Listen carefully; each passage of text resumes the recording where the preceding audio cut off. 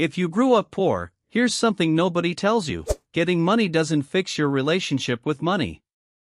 You can go from broke to a six-figure salary and still flinch every time you check your bank account. You can have savings for the first time in your life and still feel like it's about to disappear. That's not bad luck. That's not you being bad with money. That's your brain doing exactly what it was trained to do growing up poor. And until you understand it, no amount of income will fix it. Today we're breaking down the actual psychology behind this, why it happens, how it shows up in your daily decisions, and what it actually takes to rewire it. If any of this sounds familiar, you're not alone, and by the end of this video you'll understand exactly why your brain works this way, and what to do about it. When you grow up poor, your brain doesn't learn how to build wealth. It learns how to survive scarcity. It learns to watch every dollar. To brace for the next bill. To treat any extra money as something that needs to be spent immediately because in your experience, money that sits around gets taken by an emergency anyway. This isn't a character flaw. It's adaptation. A brain raised in scarcity prioritizes short-term survival over long-term planning, because short-term survival was the actual, real threat for years. The problem is that this wiring doesn't turn off just because your income changes. You can be earning more than your parents ever did and still be making decisions based on rules built for a life that no longer applies. Having money sitting in an account doesn't feel safe.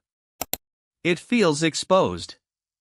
If you grew up watching money disappear fast, rent, a broken car, a medical bill, your brain learned that money doesn't stay.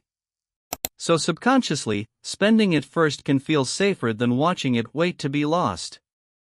This is why some people who grew up poor struggle to save even when they finally can. It's not lack of discipline. It's an old survival pattern, use it before it's taken from you. What actually helps? Naming the fear out loud.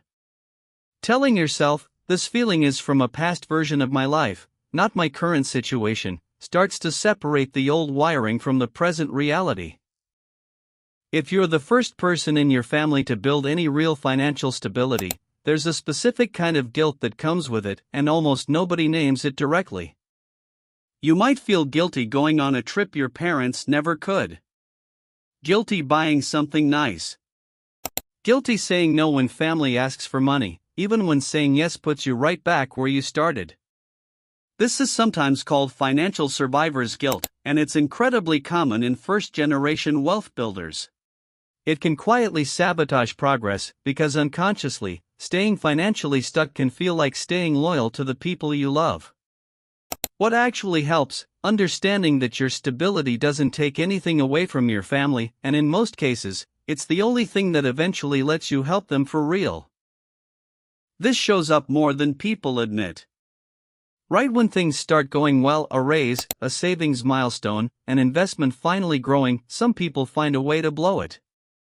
A big unnecessary purchase. Lending money they shouldn't. Quitting right before it pays off. This isn't randomness.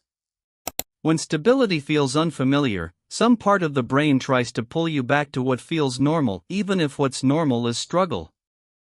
Familiar discomfort can feel safer than unfamiliar success.